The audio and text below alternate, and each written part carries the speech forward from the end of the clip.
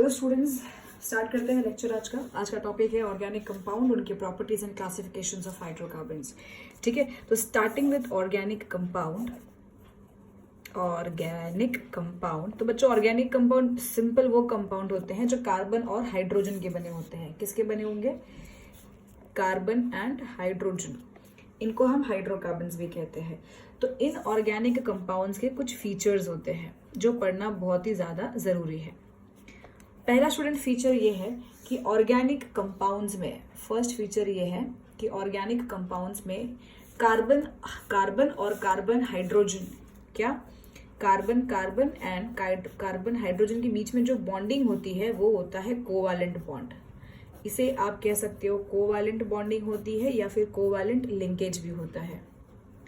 ठीक है, दूसरी फीचर ये है बच्चों कि ये जो कोवैलेंट बॉन्डिंग या लिंकेज है ये काफी वीक होता है, मतलब कमजोर बॉन्ड होती है, तो स्ट्रांग नहीं होती है। तो जिस वजह से ऑर्गेनिक कंपाउंड्स की जो मेल्टिंग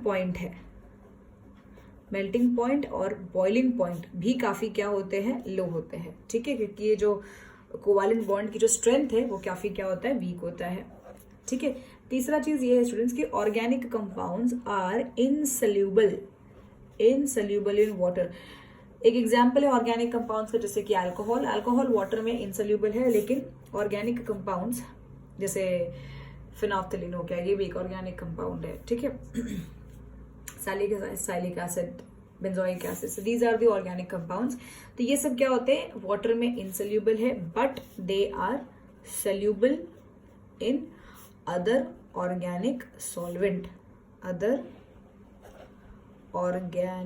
सॉल्वेंट में ये सल्यूबल होते हैं। ठीक है, फोर्थ पॉइंट बच्चों ये है कि organic compounds are bad conductors of electricity. ठीक है, they are bad conductors of electricity. Fifth point बच्चों ये है कि ऑर्गेनिक कंपाउंड्स के जो रिएक्शंस होते हैं, मतलब सब नहीं बट मेजॉरिटी जो ऑर्गेनिक रिएक्शंस है वो काफी कॉम्प्लिकेटेड होते हैं। मतलब सिंगल स्टेप में रिएक्शन नहीं होता, बहुत सारे मल्टीपल स्टेप्स होते हैं, तो कॉम्प्लिकेटेड होते हैं। उनका मैकेनिज्म हर रिएक्शंस का अलग अलग होता है एंड स्लो भी होते हैं। तो organic reactions are complicated and slow. Sixth point students ये आता है कि ऑर्गेनिक कंपाउंड्स आर कंबस्टिबल। ठीक है, मतलब आसानी से they react with the oxygen. और यूजुअली जब आप किसी भी ऑर्गेनिक कंपाउंड को बर्न करते हो तो usually no residues are left, कोई भी रेसिड्यू नहीं बचता है, no residues are left when you burn the organic compound. So when organic compounds are burned. ठीक है, याद रहेगा ये चीज। दूसरी चीज, organic compounds are students less stable towards heat, less stable to heat करने से इनकी स्टेबिलिटी क्या होती है, और भी कम हो जाती है। तो ये है 7 फीचर्स ऑर्गेनिक कंपाउंड के। अब पढ़ते हैं कि हमारे नेचर में इतने सारे ऑर्गेनिक कंपाउंड्स क्यों होते हैं। ठीक है, इतने सारे ऑर्गेनिक कंपाउंड्स क्यों होते हैं।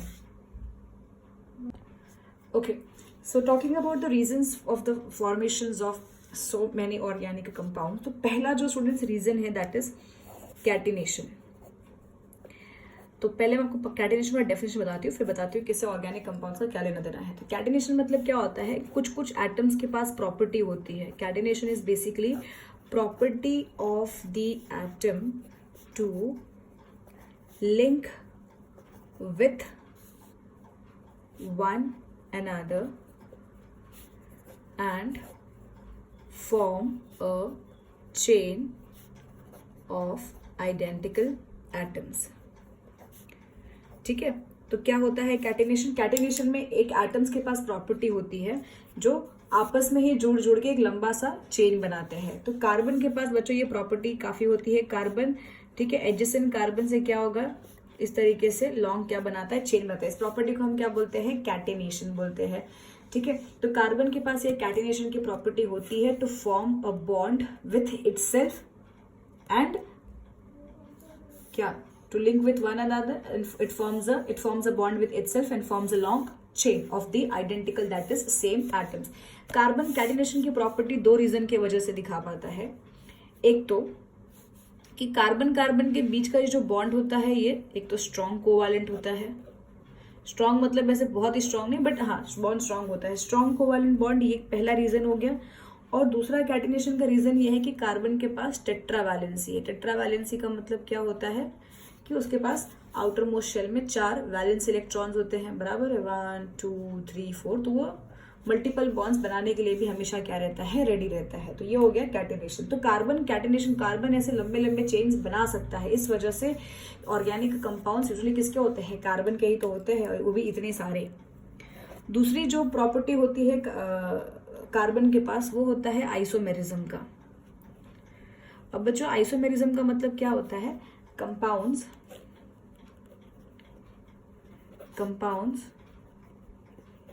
having same molecular formula and different structural formula।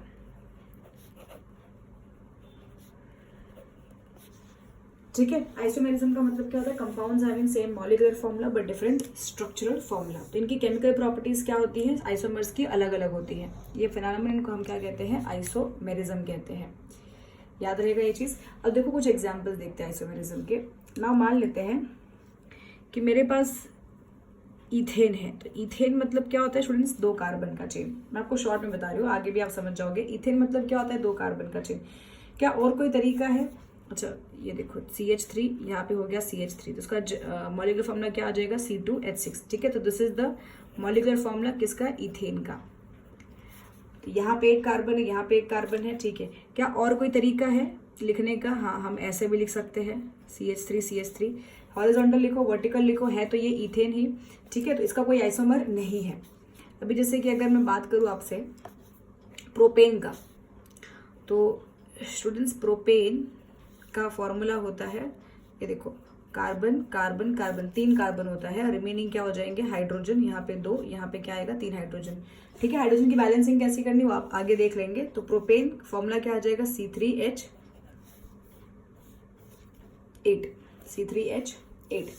But आप कार्बन पे फोकस करो, सिर्फ कार्बन के चेन पे। ये हो गया एक तरीका लिखने का। दूसरा तरीका क्या हो सकता है, आप ये वाले को इसके नीचे ला दो। ठीक है, तो स्टूडेंट्स ये जो है फर्स्ट वाला और जो सेकंड, दोनों सेम ही है। अगर ये जो आखिरी जो बॉन्ड है, ये अगर आप इसको ऊपर ऐसे शिफ्ट कर दिए तो इसमें और इसमें कोई फर्क नहीं रह जाएगा। मतलब स्ट्रक्चर वाइज दोनों ही क्या है, सेम ही है। ठीक है, तो इसका भी, प्रोपेन का भी कोई भी आइसोमर नहीं होता है। अब बात करते हैं ब्यूटेन की। तो स्टूडेंट ब्यूटेन में क्या होता है, 4 कार्बन, 1 2 3 4। ठीक है, इसको आप क्या बोलते हो, ये देखो CH3 CH2 CH2 CH3, इसे हम बोलते हैं N ब्यूटेन। N मतलब नॉर्मल चेन वाला ब्यूटेन। तो इसका जनरल मॉलिक्यूलर फॉर्मूला क्या आएगा, देखो कार्बन कितने हैं, 4 है, हाइड्रोजन कितने हो, 10। ठीक है, ये N ब्यूटेन। अब कार्बन के सिर्फ चेन पे फोकस करो, सिर्फ स्ट्रक्चर देखो। एक स्ट्रक्चर तो ऐसा स्ट्रेट वाला है, एक और तरीका क्या है कि लास्ट कार्बन को आप मिडल पे लेके आ जाओ। हाँ, अब अगर आप ये फर्स्ट देखो और ये सेकेंड देखो तो दोनों के स्ट्रक्चर में फर्क आता है। एक क्या है, कंप्लीटली नॉर्मल चेन है, स्ट्रेट चेन है, और दूसरे में क्या है, ब्रांचिंग है। ये चेन ये हो गया और नीचे क्या है, ब्रांचिंग है। ठीक है, और दूसरा कोई तरीका नहीं है इसको लिखने का। अगर ये वाले कार्बन को इसके आप ऊपर भी लेके जाते हो तो आपको वही चीज़ मिलेगा।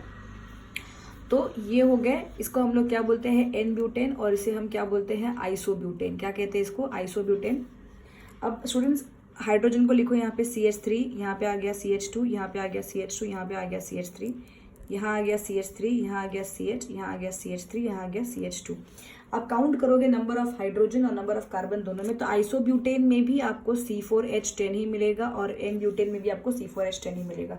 तो ब्यूटेन के 2 आइसोमर्स है, N ब्यूटेन एंड आइसोब्यूटेन। ठीक है, इसको आइसोमर्स क्यों कहते हैं, बिकॉज उनका मॉलिक्यूलर फॉर्मूला सेम है लेकिन स्ट्रक्चर क्या है, डिफरेंट डिफरेंट है। एक और एग्जाम्पल लेके बात करते हैं, that is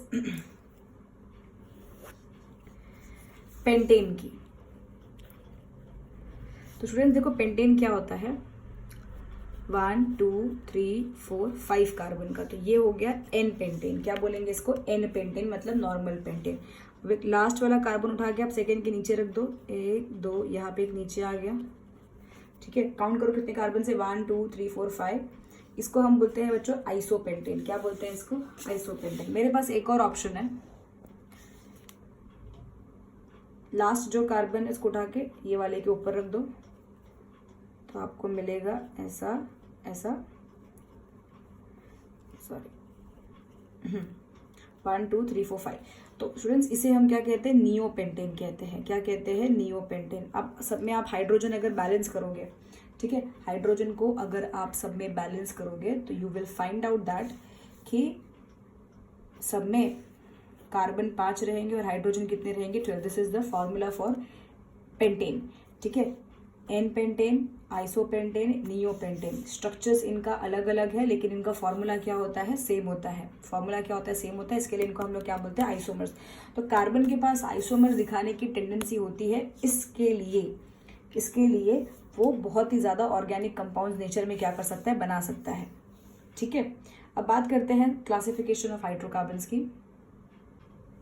okay, so students now we talk about classification of hydrocarbon, ठीक है।